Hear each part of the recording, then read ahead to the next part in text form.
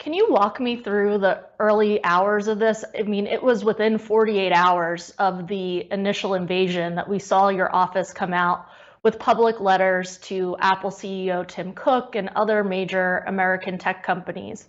What was that experience like for you as you were dealing with, as you just described, a surprising situation to so quickly move into gear like that?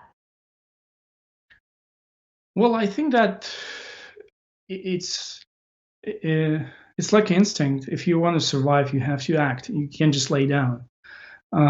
We had a number of connection with big tech companies before the war, so it wasn't just purely from scratch, just trying to reach out to them.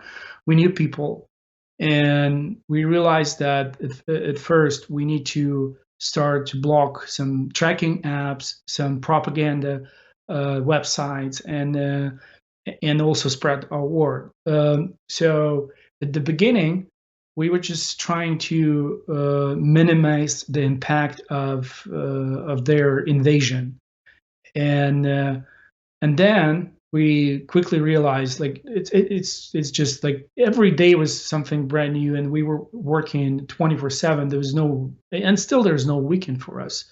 We're just moving day after invasion started, and on the second day, we basically realized that we need to reach out to them to not just for to help us figure out specific tasks, and help with their help with militaries or help with regular people, because this was also a task. Like, I remember on the second day, it turned out that they checked Google or Waze, and they, because they can see where there is a traffic jam on the digital map. I mean, on Google Maps or Waze or other maps, and they can strike there.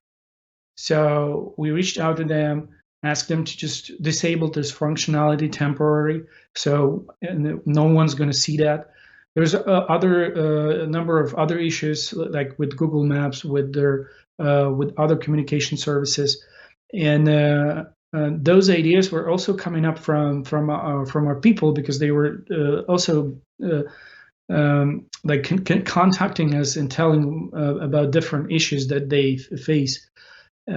So yeah, so this was really horrible, and it's still it's now, it sounds like more like a distant memory, but now I realize it's just 40 days ago, because there's so much stuff happening every hour, and you wake up every morning and you check your, and then you see it in the night. It was so many news about that, like bombing, shelling, rocketing, people dying. So and you have to adjust really quick. It's not comparable with the peaceful times, when you can make plans, you can do this long term, mid term, but during the war, it's really, you know, your goal, but the way you're moving to this goal, you have to adjust every couple hours.